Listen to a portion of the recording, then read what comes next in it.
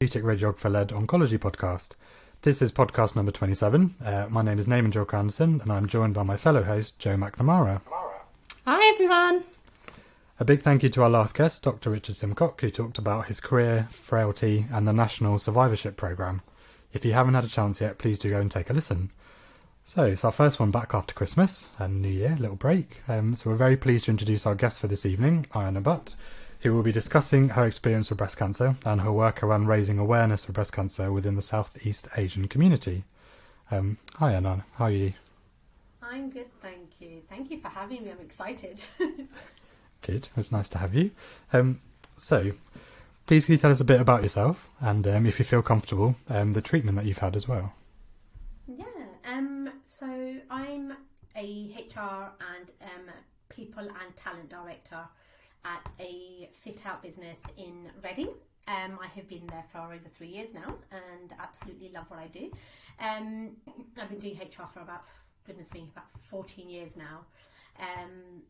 And I think as my career's gone on, I've realised I've loved it more and more and found that I'm very fortunate that I actually do something I love, and I know that sounds so cheesy, but a lot of people don't get the opportunity to say that, but I really do.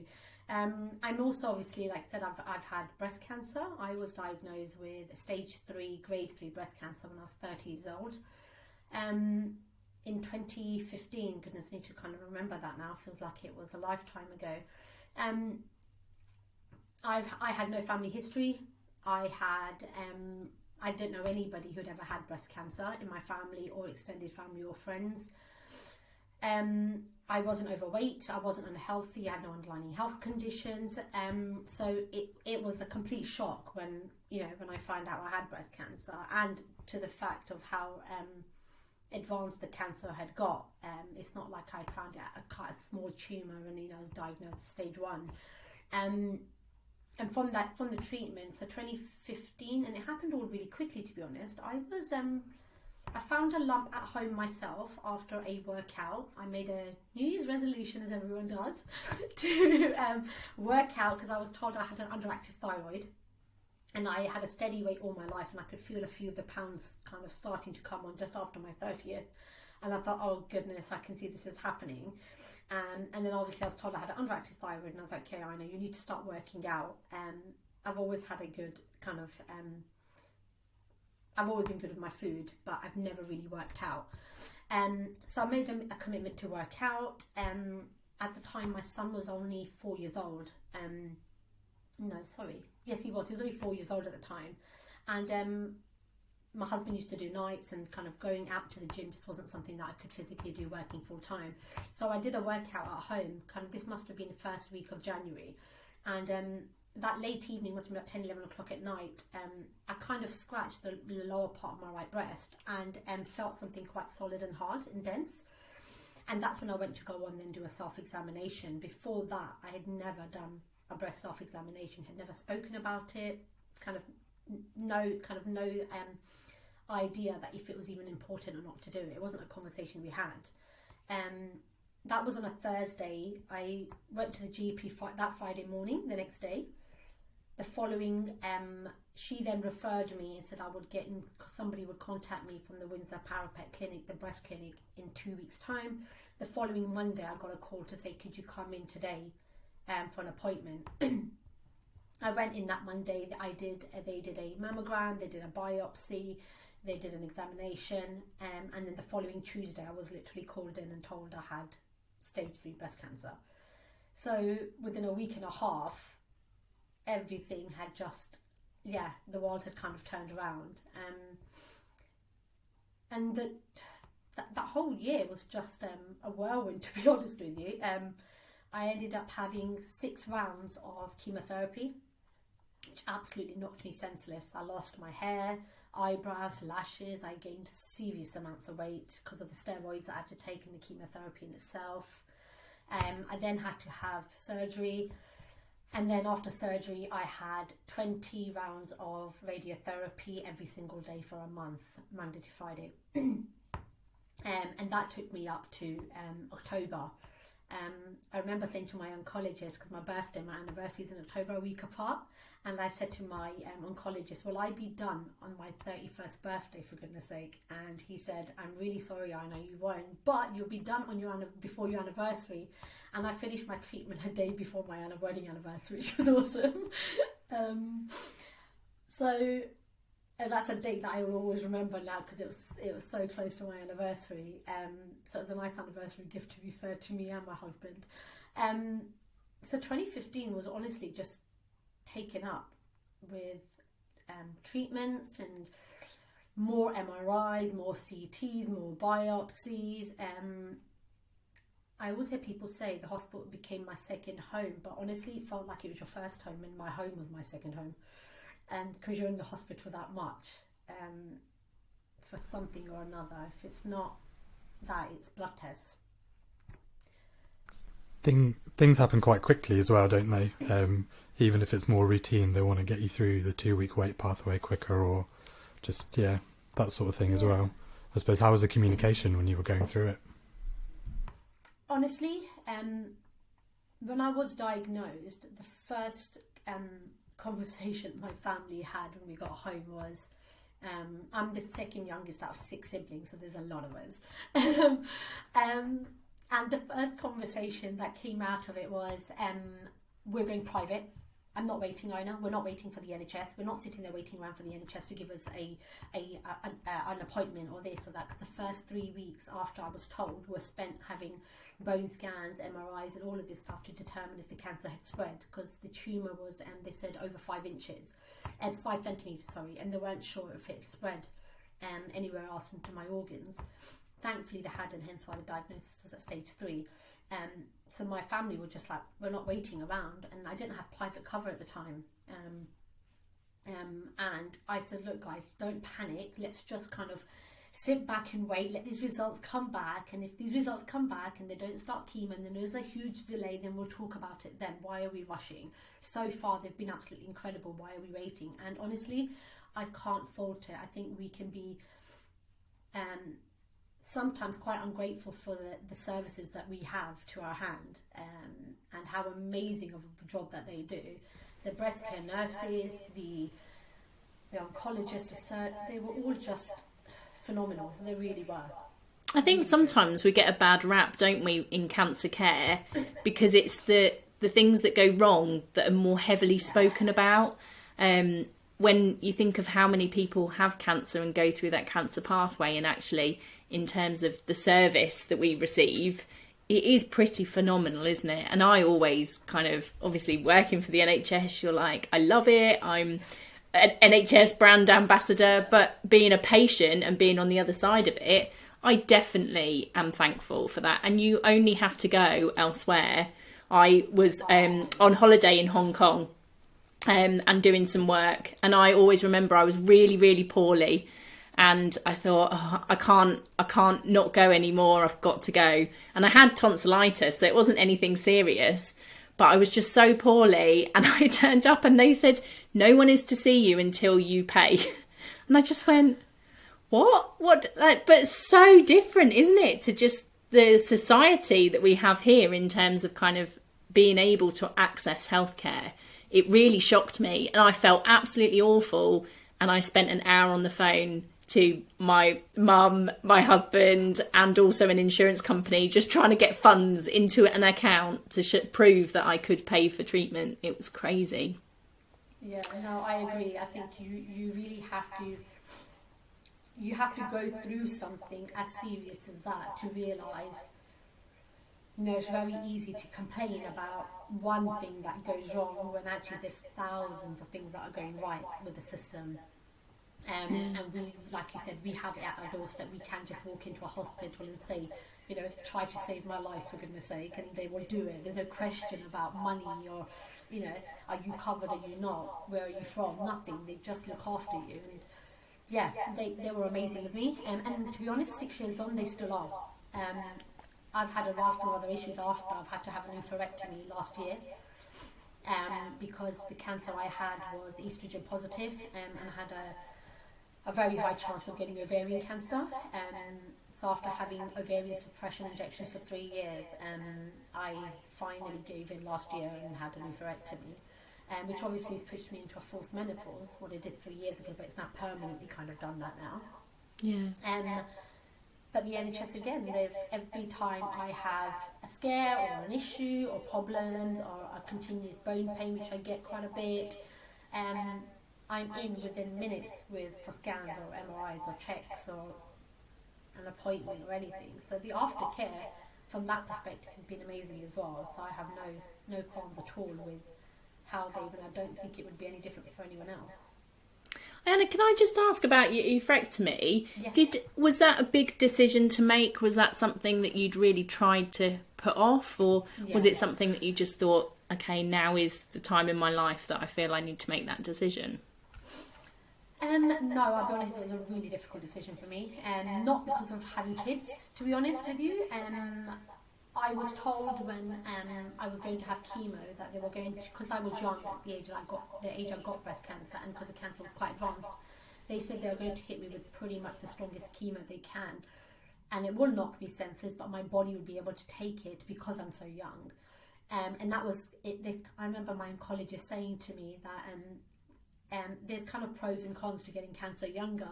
The pros are that your body will be able to fight the strongest medication that we give you, because your body's stronger because you're younger. The negative is you've then got more years to live with cancer returning, with worries of it returning. So I knew very earlier on, they had gave me the option to do preserve some eggs. And after thinking, me and my husband declined to do it, although at that time we only had one child. And because my husband just said, why do you want to go through more treatment than what you already have to deal with? We don't need to deal with another thing. We've been blessed with one. We've got him already. If we want to have another, we will go and adopt. We will go and look at other options. Right now, the focus is your health and you. So let's just focus on that. We don't need to go through anything more than what you're already going to start to go through. So we decided not to, and I kind of pretty much knew that I wasn't going to be able to have kids naturally again after, because of what sort of chemo it was. The surgery was really hard for me to kind of come to terms with. It took me a good kind of over 2 years to try to really be sure that I wanted to do, and I kind of pushed back quite a bit. And the only reason for that was I don't feel I got enough guidance on what the impact of having an oophorectomy would be on me as an individual, being at my age on the long term. So I had to do a lot of self-learning, a lot of online research and everything to try to educate myself. Yeah, I've definitely heard from patients and also friends and colleagues who've gone through that process. They've reported very similar things, just that knowledge about how it's going to affect your body afterwards and how you're then going to cope with some of those long-term side effects. And sometimes they're more of an issue than the actual cancer treatment that you initially had. And I think that's really important to recognise that even once you have essentially got rid of any cancer, you then have to go through other things that could be preventative but will also impact your quality of life. Absolutely. And so I think that's what the key part is, to be honest with you, Jo, that you said that sometimes it feels like it's worse than the cancer, and people can think that, and I'm always careful about saying that, because I always say to people, I'm not, and I've heard people say it to me before, that don't be ungrateful, you're alive. And it's not about that. It's that I always say to people, that's like kind of saying to a veteran who's been at war and not, and has unfortunately lost his legs, and say, be grateful you're alive. Yeah, but I've lost my legs. What do you mean be grateful? Yeah. He is grateful for being alive, but that doesn't mean he doesn't have the pain or the sorrow of losing his legs. And it's the same concept, not extreme maybe, but a different concept of, when you've had cancer. Yes, I'm grateful that I'm alive, and I'm grateful every single day of my life. And I think anybody who's been through cancer will say that you have a different found of gratitude in you that you can't even explain. But the reality is you do have to live the rest of your life. And you don't want to live it in pain for the rest of your life. And that's what I didn't want. I didn't want to live the rest of my life in, knowing that I could end up with, arthritis or be crippled or end up on a wheelchair a lot earlier than my age because of having this. And there's so much out there, so much noise out there about different forms of things that you can take, like, and so many people constantly feeding into you to say, oh, have you tried this? Oh, have you tried this? Just like, you think, oh, I'm not trying this. You've got to love the hearsay. My friend's mum said this. Oh, you're just like, come on, you know, I've been through this for 6 years. Do you think I've not tried all of these options already? And it's all coming from a good place, don't get me wrong. Everybody gives you all of that. But it's coming from a good place in their heart because they're just trying to help and not see you in pain. But it can get quite draining because you just don't want to say, yeah, I've tried it, and then to think you're dismissing them. At the same time, it's like, yeah, been there, done it, not worked. Interesting, I just had a conversation today with my GP about HRT because I spoke to them a few weeks back and they were going to refer me to a menopause clinic about it, and the menopause clinic came back and said we can't give her HRT, and I kind of had a bit of a debate with my GP saying that I know you're the professional here, not me. I said, but I've read hundreds of articles and newspapers and studies and this and that about how HRT actually doesn't affect, there's very little study to show that it affects breast cancer. Is that the case? And And she said, yes, there can be a debate and argument on that, but your cancer was estrogen positive. So that rule doesn't apply to you. That rule applies to somebody who didn't have breast cancer and then went into menopause. I was like, okay, so this is where other people also don't get the link, the connection between it. They see me just as somebody who's had menopause, and it's like, well, go and get HRT. And it's like, well, no, I can't kind of do that. Because HRT is an estrogen replacement, which defeats the purpose of me having my ovaries removed in the first place. Yeah, I reckon we could do a podcast just on the menopause. Like, Naaman will love it. And actually, my husband works for a corporate company and he does a lot of EDI work. And he's just brought in loads of support mechanisms for people going through the menopause, but also for friends and relatives. And he's, bless him, anyone who doesn't know me, I had to go through IVF quite a few times and I was put artificially into the menopause, and oh my God, he knew how difficult it was to live with someone who's going through the menopause. So I think that's what gave him his passion to think, do you know what, actually these women need support, but also so do anyone who's living with them. Absolutely. And I think for me, I always say to people, the journey, whether it's menopause, whether it's hysterectomy, whether it's, I don't know, if you're in a 10-year, I'm in a 10-year remission, so I've got 4 more years to go. I always say to people, your cancer journey doesn't kind of end when you get given the so-called all clear.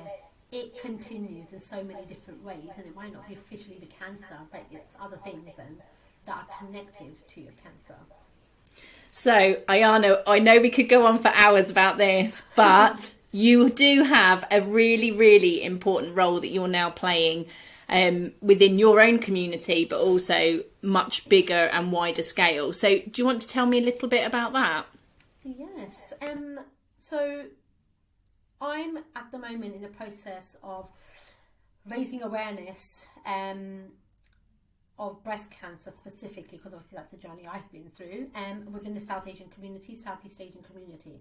And there's several reasons for why I started on that journey, and it all comes back to a few things that I had heard through my treatment when I was going through treatment. So when I was going through treatment, I went into this kind of blocked tunnel.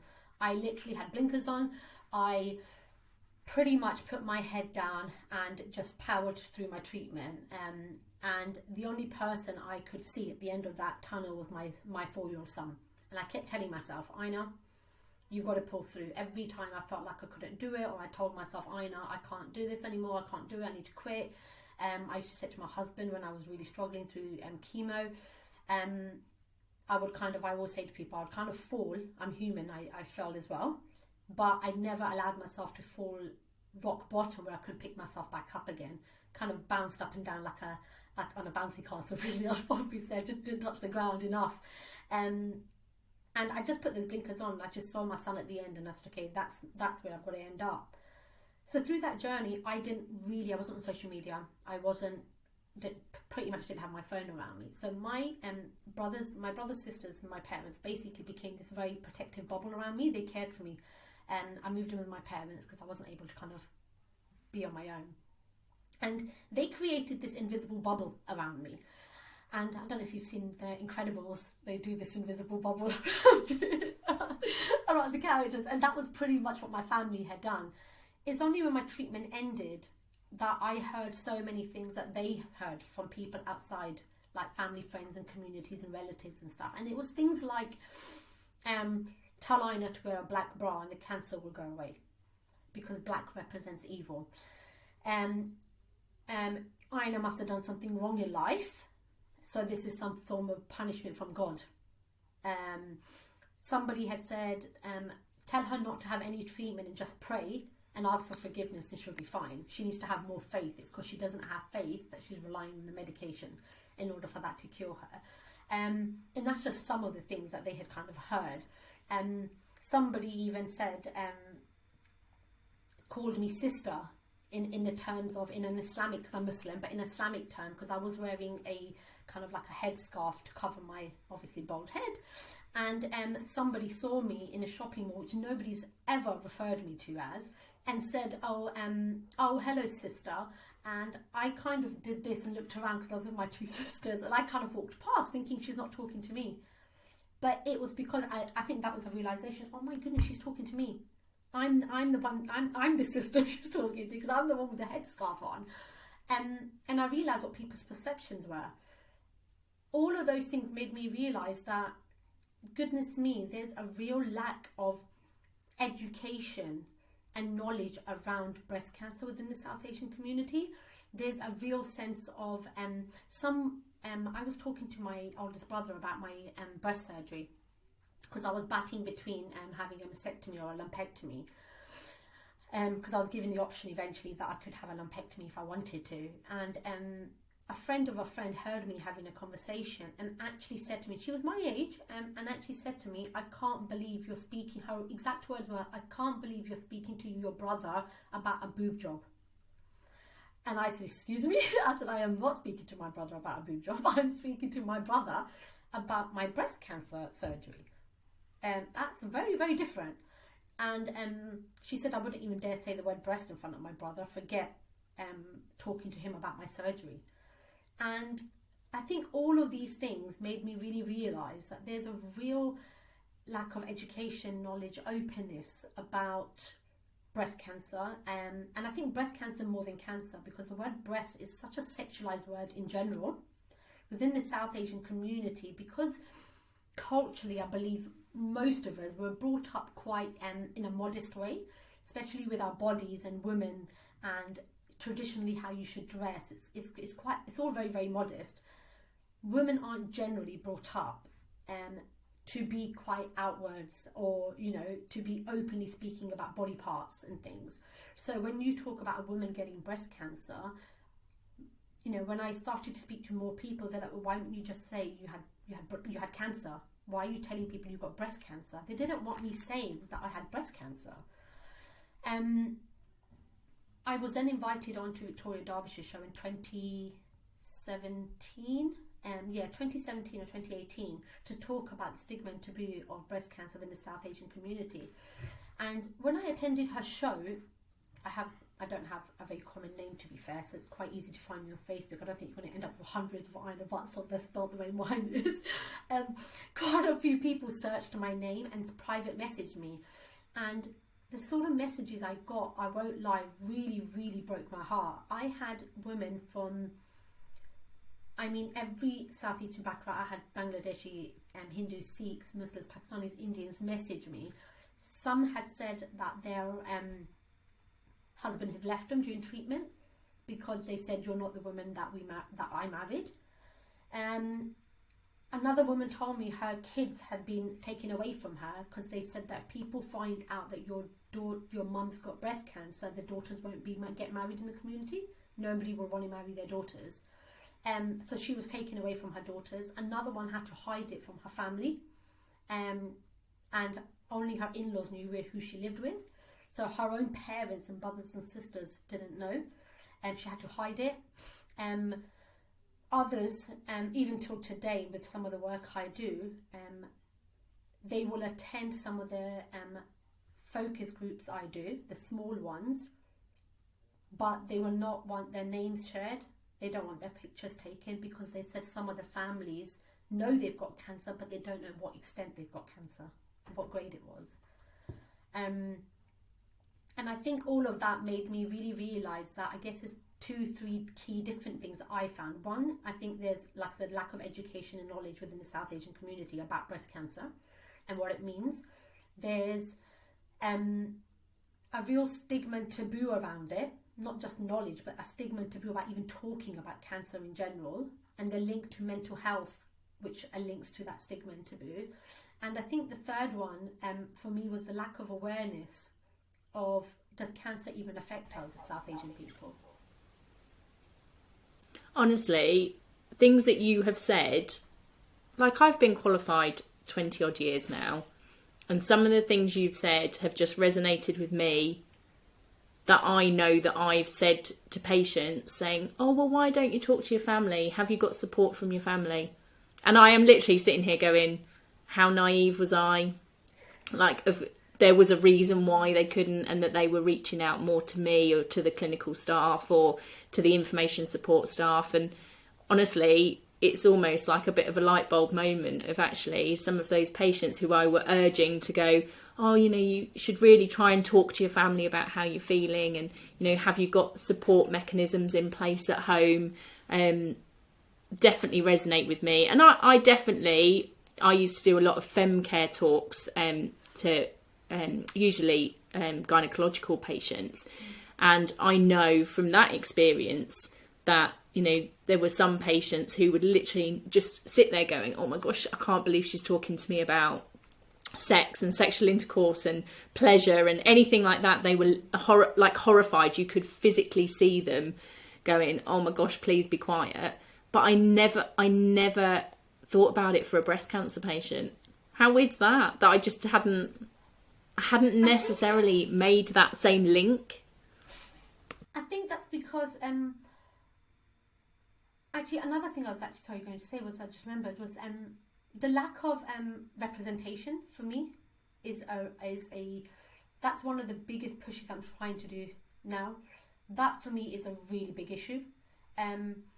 You know, I'm Muslim, British, Pakistani. I always say that I was born here, I've been raised here. I'm quite open-minded and liberal, but the reality is, if you put me on a beach, would I wear a swimming costume or I don't know, or you know, shorts and a tankini or something? Yes, I would. If you told me to go and do a photo shoot in my bra, no, I wouldn't do it. I wouldn't. Because that's just not how I'm raised.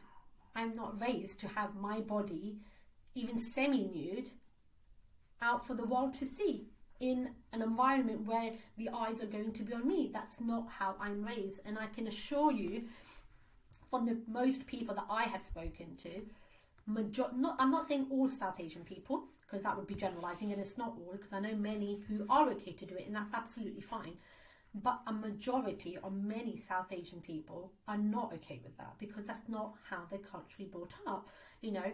And I find what's happening is, because the lack of representation, this is feeding into this thought process of, we don't get breast cancer, or we can't talk about it, because when an advert does come on TV and you see a white British woman or a middle-aged white British woman who's got a bra on or topless, and you're with your family and your parents and your kids, you change the damn channel when you're South Asian.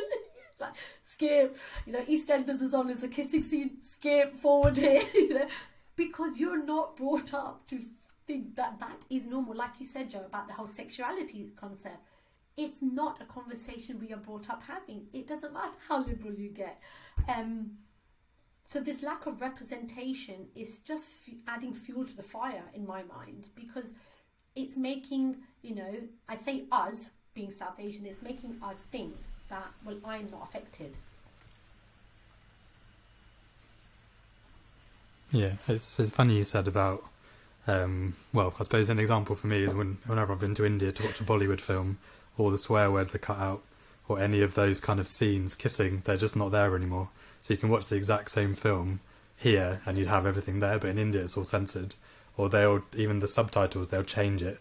So instead of a rude word, it will say, I don't know, something completely different that has nothing to do with it. But that, I know, Joe, you said that it's not nice and you're thinking you're naive. I don't think that's fair to say, because maybe at the same time you haven't necessarily had that education. If you think people growing up in a sheltered environment, say like me when I grew up in India, I wouldn't have known there was kissing scenes because they were all censored out. It's the same way, it works both ways. It's the education side of things.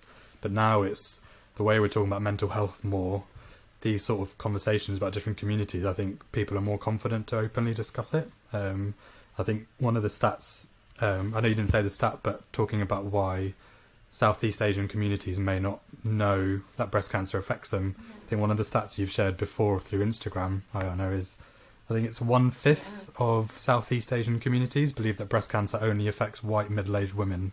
I was very shocked by that stat. There was actually, that study was done by ELC UK and Ireland and Breast Cancer Campaign. And actually there was a few key ones that came out of there, which, like you said, I've shared on my Instagram page. And it's that South Asian women are least likely to do a self-examination as well, compared to any other ethnicity. And like you said, 1/5 don't even believe it affects. And honestly, it doesn't surprise me. And the only, if you'd asked me that 6 years ago before my cancer, I would say surely that's not right. That's way too high. That doesn't make sense.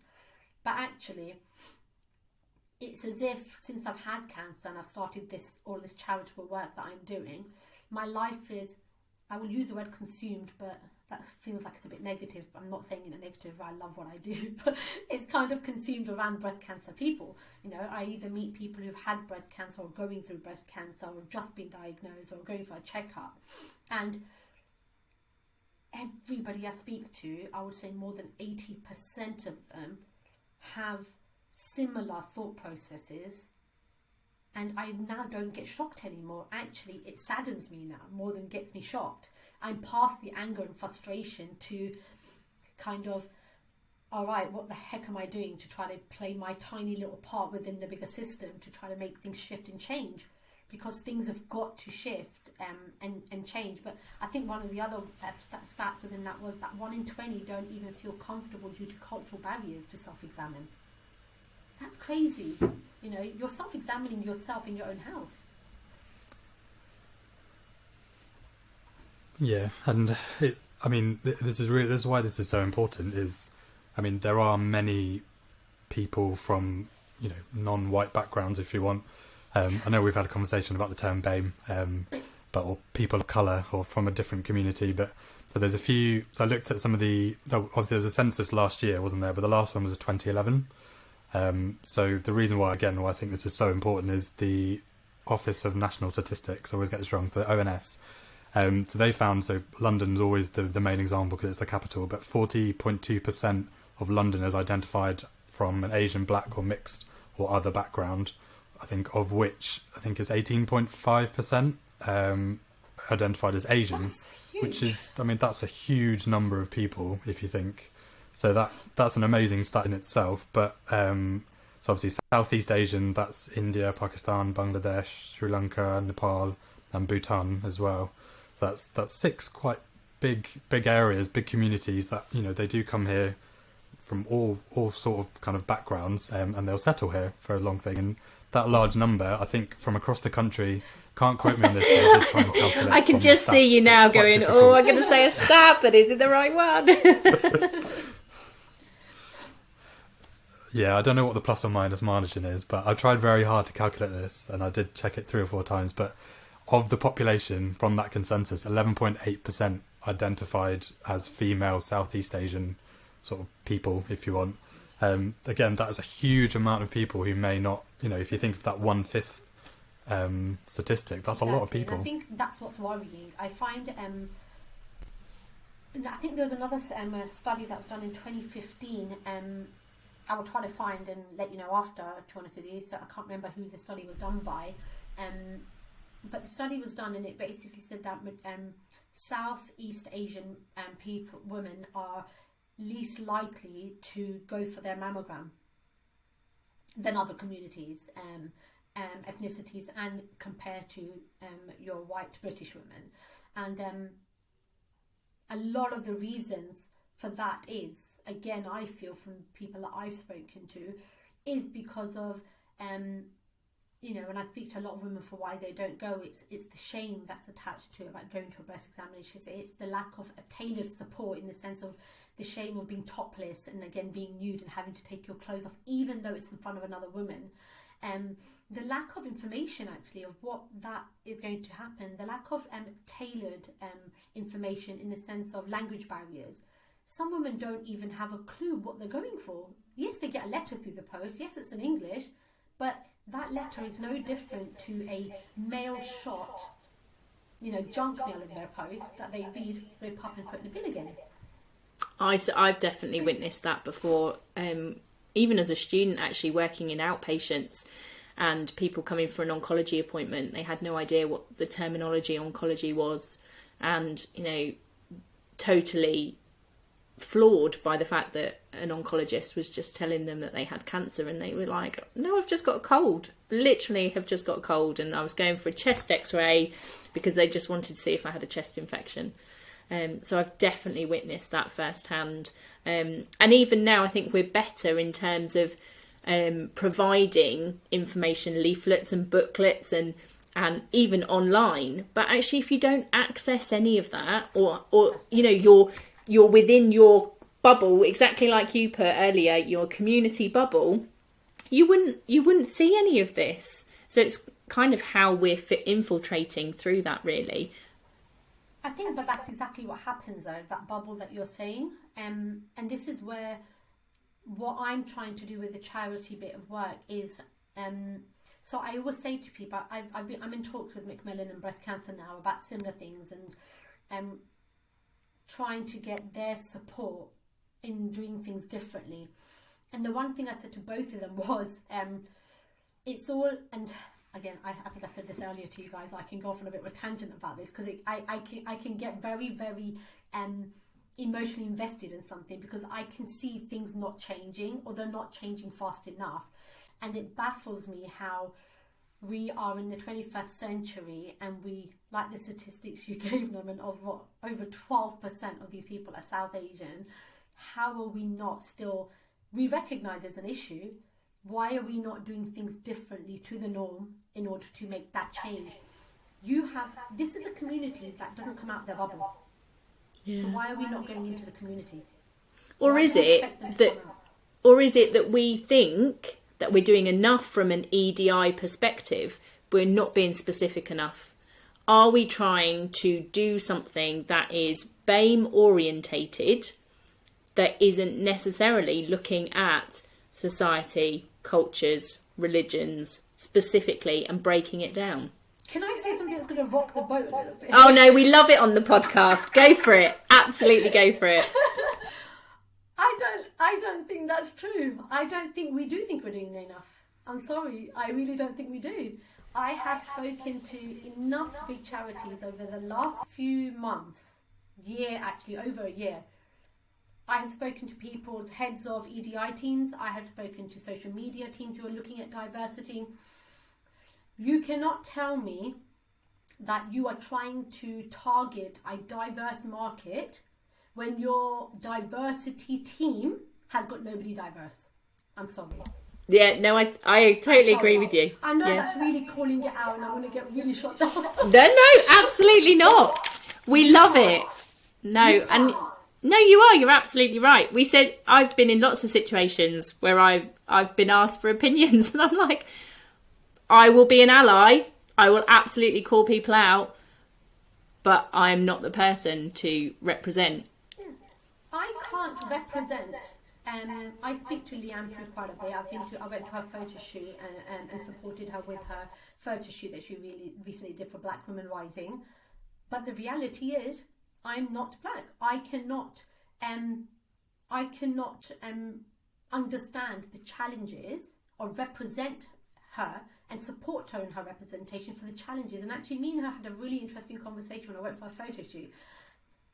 I said about this whole terminology of BAME and how I absolutely hate the BAME terminology, because I don't think it makes sense in this concept of healthcare being tailored. And she said, that's interesting because I agree. And she said to me, why do you think it doesn't fit? I said, because Leanne, the black community's concerns more are for what Leanne is fighting, for example, from what the conversation I've had with her, is more about, having the right wigs, for example, having the right coloured prostheses that aren't matched to their skin colours. I spoke to about 15 other women who were there at that photo shoot, all of them black women, who said that they went to these makeup classes that you get for breast cancer patients, and they did not have the right colour foundation for them. It was for not dark skinned people. How are you telling cancer patients to come to a makeup class and you don't have dark coloured foundation for them? Asian people's challenges are not that. Theirs is they don't even believe the Glimmer disease exists. Forget trying to get a haircut or something. Yeah. We don't want to leave our house. She has focus groups and people show up to that focus community group. I get people private messaging me on my Instagram because they don't want to even comment on my post in case other people see it. Very different challenges.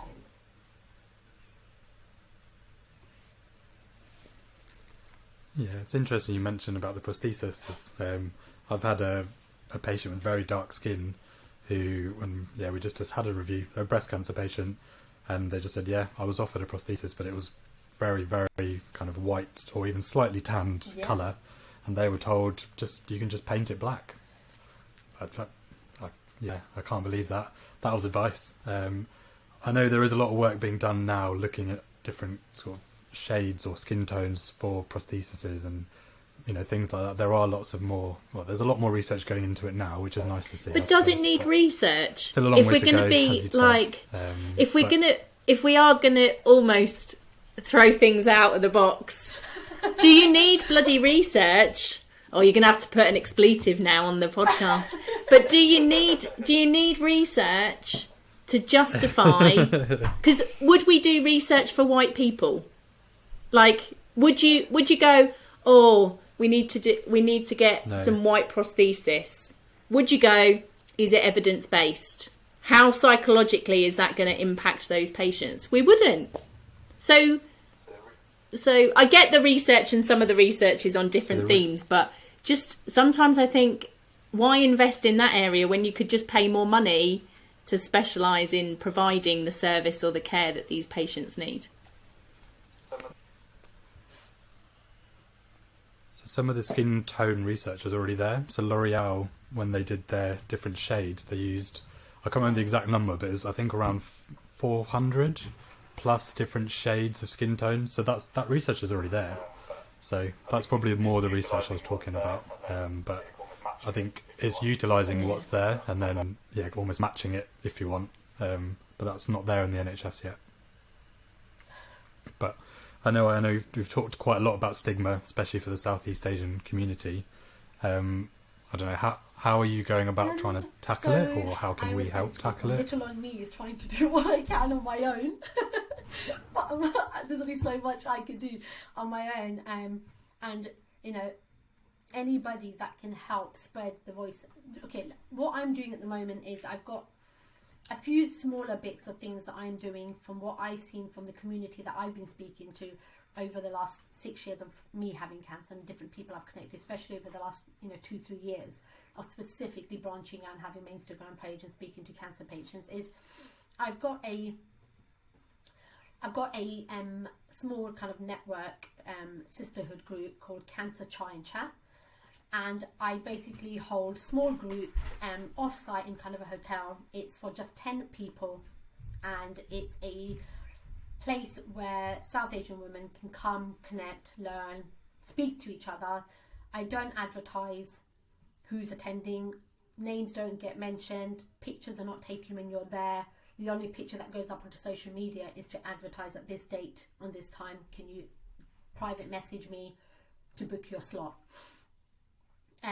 It just gives people a safe haven, I guess, to connect with like-minded women and women who are going through a journey like them. I will give a very small, quick example that when I was going through, when we did the first one, sorry, I've got my son standing right behind my head. It's like, Does he get used to you talking about this as well? totally, yeah. I think he's a bit, oh, here we go again.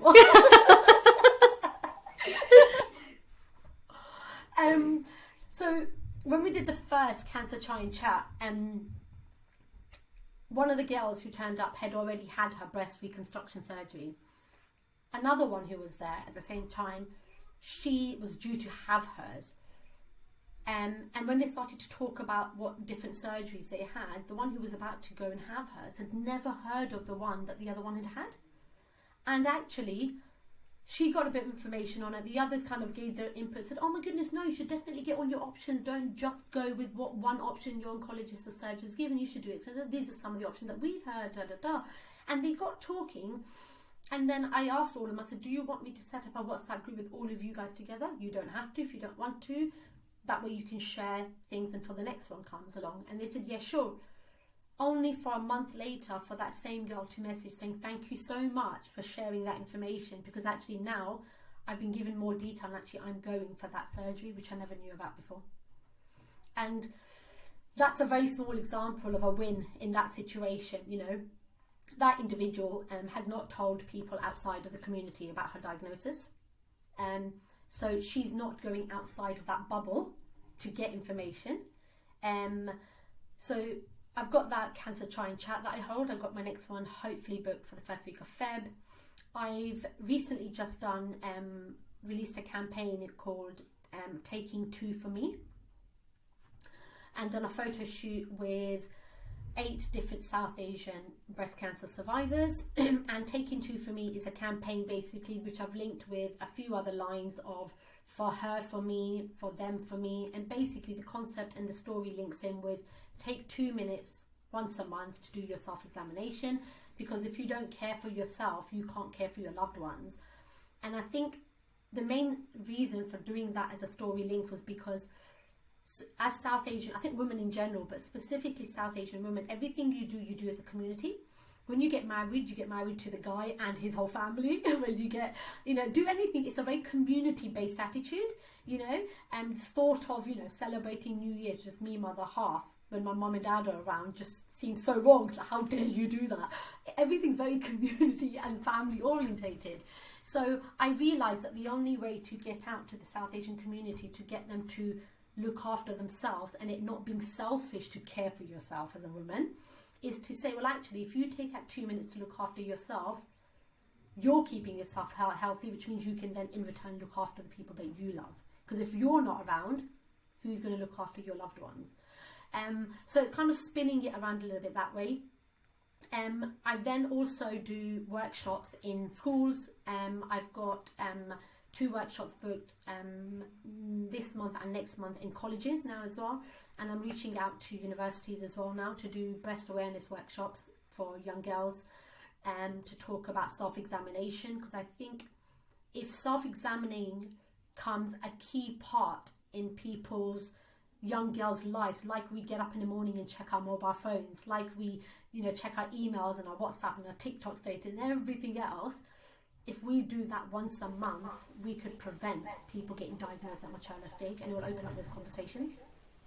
Iyna, do you have, because obviously I work at a university, so I help teach healthcare professionals for the future, but is there anything that you've seen as part of the work that you do for people who are working in the hospitals, or, in my head I'm thinking, do therapeutic radiographers who come from that community go back and help promote just with conversations, or is it exactly the same? They do something at the hospital, but it's not really talked about.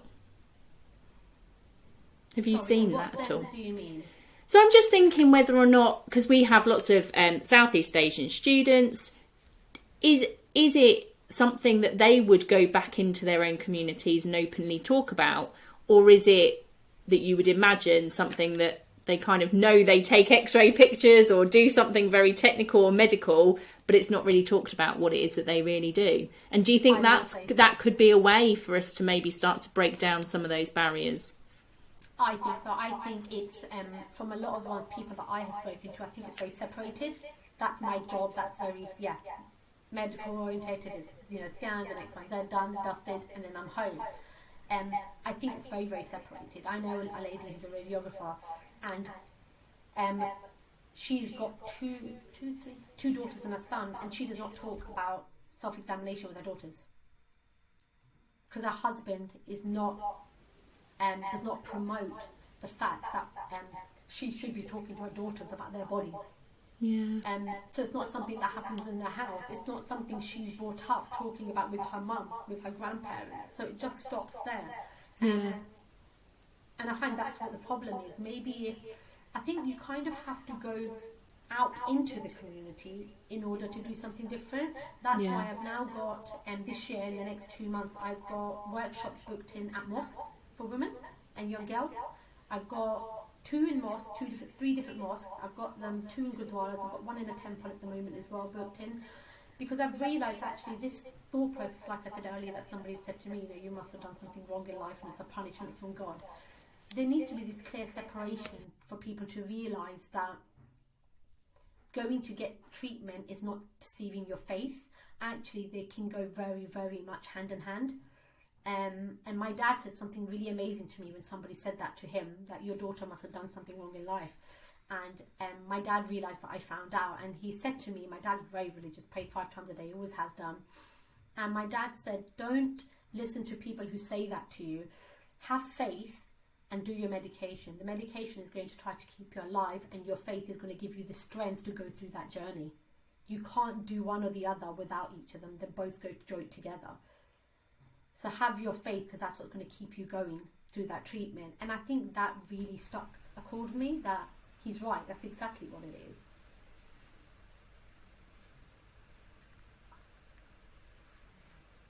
That's quite nice to hear, because faith doesn't have to necessarily always be religion as well.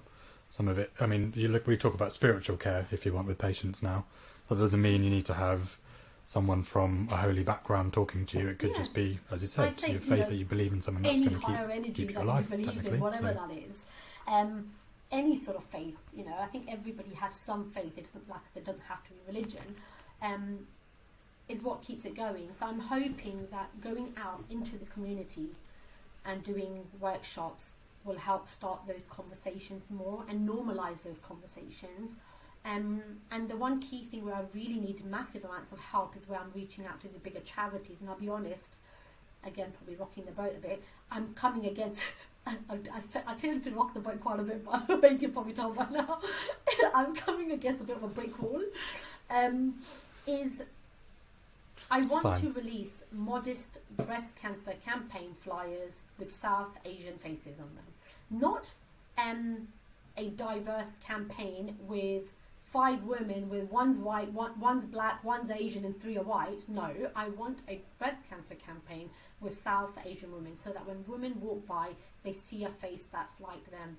I want them to be in some maybe common Southeast Asian language like Gujarati, Hindi, Urdu, Punjabi, for people who don't speak English as a first language, to be able to see that. Now, I've already started to, and I said this to a few of the bigger charities that I've spoken to, I said, look, I'm calling out for help because I need some sponsorship to support me to do this, because again, little old me on my own is going to be very hard to push through at a wider market than what I can do, wider reach.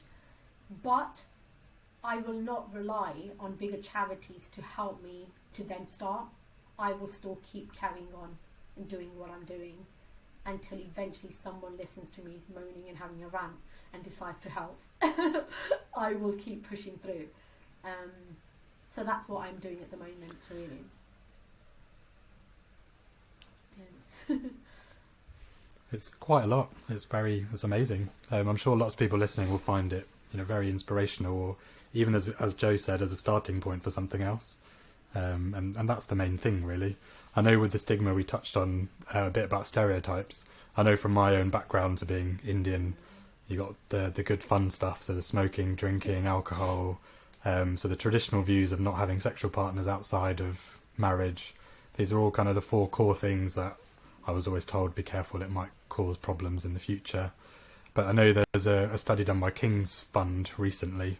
I can't remember the year now, but they compared So exactly as you said, splitting up BAME into what it actually is, so black, Asian, etc. But so for Asian, kind of the Asian patient group, comparing them to a white patient group, they actually found that they had lower smoking rates compared to the white groups. I think black and Asian background women have a lower risk profile, especially for breast cancer. So I don't know, lower alcohol consumption, sort of vegetable-based diets, if you want.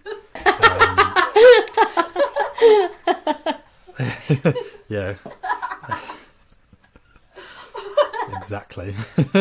that wasn't in the research, but I think it probably should have been. But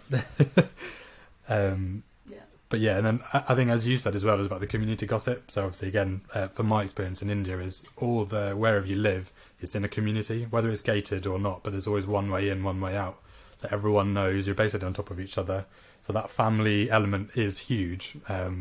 But interestingly related to that, although you have your support bubble, Southeast Asian women, I think in the King's Fund research said they have higher rates of depression post-treatment, which again, ironically, is another big no-no from our backgrounds. Is Southeast Asian community, any mental health issues are kind of classed in the same boat as cancer, where there's a lot of stigma around it, isn't there? Yeah, there's a study I read in 2013, it's not nice to hear, I suppose. But South Asian women suffer from significantly higher rates of depression symptoms than white British women. And I think, I'll be honest with you, I don't know if I've ever shared this actually on my Insta page, but because I went into action mode during treatment, when I came out on the other end, I kind of went back into work full time as normal, kind of like nothing happened. And then my treatment plan kind of obviously started to shift and change, the remission plan. And then I think it must have been about a year later, I went into really severe depression and anxiety. I wasn't sleeping, I wasn't leaving my house, I didn't want to meet anybody. And if anybody did call and speak to me, I would sound completely normal. But when I'm inside the four walls of my house, I would be constantly crying. I would be screaming and shouting at my son for absolutely no reason, and then feel guilty that I've shouted, then hug him crying, apologising to him like hysterically, feeling bad, and then feeling guilty that I'm putting it on him that I'm crying. And all of this kind of constant whirlwind. And I then started to get really frustrated because I was like, why am I now sad a year later? How ungrateful am I for being so sad now, a year later? I should be okay now. And I realised why it was. It's because I never went out and sought help or support or spoke to anybody going through that journey as me. I used a service, and I'm not going to use a name because I don't think it's fair to. I used a service just after my treatment ended, and to seek out get support from somebody kind of going through a similar journey to mine. And I was matched to someone similar like me, and that person was a 50-plus-year-old middle-aged white woman who had had breast cancer over 30 years ago when she was 30 years old. That's nothing like me, other than the fact that we're both 30 when we were both diagnosed. Anyway, that was 30 years ago she was diagnosed, and she's white. They could not match me to any South Asian people, any. And that's when I started to feel this sense of being very lonely, because I was like, I can't be the only Asian person who's 30 who's got cancer. Surely there's other people like me, and there blimmin' well is. There's more than I would like. There's no support out there. I got nothing, I'll be honest with you. I wasn't guided to anything. You do just get pin dropped left after your treatment ends, and then you're like, where do I go from here? And then when you're in a community where people have got this attitude of, all right, get up, get on with it, and just kind of move on, which is a lot about, I think, from a community perspective as well. You just get up, brush off, and you kind of keep going. You then don't talk about stuff. And then the world around you carries on moving, because you now start to look like yourself, like you used to pre-cancer, because your hair is now growing back and you look like yourself, but you're not yourself. I describe it to people as the outside of me looks the same, but the inside of me is a different person. And I really struggle. And I think I did a video on this in my Insta page, that I sit sometimes around family and close friends that I've known all my life, and I feel like an imposter, and it sounds so bad. I feel like a stranger sitting in a room, because they're looking at me as if I'm the same Iyna, and I'm sitting there looking around thinking, what in the world am I doing here? Because I'm not the same person anymore. So I think that the shame within the community makes it so much harder to then speak about the cancer, because people don't recognise it. Thank you for sharing that, and I fully appreciate it's a hard thing to kind of go through anyway, but I think it's that long-lasting psychological impact that maybe people don't appreciate or don't recognise or just isn't necessarily considered. And I think the more we talk about all of this, hopefully that recognition will help. And, you know, prehabilitation, rehabilitation, I think is really important to be able to kind of support patients in recognising themselves that actually this is totally normal. You know, getting depression a year, 2 years afterwards is normal, and these are what you can do, or these are the services that you can access. Whereas I don't think it's necessarily recognised or talked about enough. It's almost like, go to your GP if you have any difficulties. Yeah. And they don't really understand because they're not tailored or they're not specialists in that field, so they don't really understand. So Iyna, we have well and truly gone over our hour, which is amazing. So before we kind of do our wrap up, what can we do? So obviously there'll be lots of radiographers, healthcare professionals, there might be some patients listening to the podcast. What is it that we can do to try and help you and support you? I'd love to be able to go, I've got 10 grand, there you go. I don't. But what is it that maybe we can do within our own working lives, within our personal lives, to try and help support what it is that you're doing? I think, honestly, it's not even actually about the money. I'm very, very grateful for money that I've been able to raise. I've been able to raise thousands of pounds just through family, friends and outside networks. So money's never been the issue. It's about when you have, you know, if I create a flyer and you have, I don't know, supported, not even sponsored, fine, supported by NHS, supported by, I don't know, Macmillan, or the impact that flyer then has to reach a wider audience, it can then reach out not just to my audience that I have in my world, it will reach out to an audience that you have as a therapeutic radiographer. It will reach out to a separate audience that Naman has. It will reach out to another audience. It's kind of like network marketing, isn't it, really? One person knows another that goes out. And that's what it is. It's all about trying to reach out to as many people as possible. That is the only way. And I find it, the only way that's going to happen is if more and more people shout about it and it doesn't become a fashion trend. And it doesn't go off the radar when the fashion's over about EDI. Right now, EDI is very, very up there on the line, and it's being invested in because of this whole thing that happened with Black Women Rising. I'm just hoping and praying, to be very honest, that doesn't go out of trend and fashion. That's the honest truth, because I have seen it way too many times of fashion trends even within the healthcare because of budgets. And when budgets get changed, EDI is the one thing that gets pushed to the back burner because it's not as important. But that shouldn't be the case, because it is important. People are dying, and something still needs to be done. We can't be part of a budget.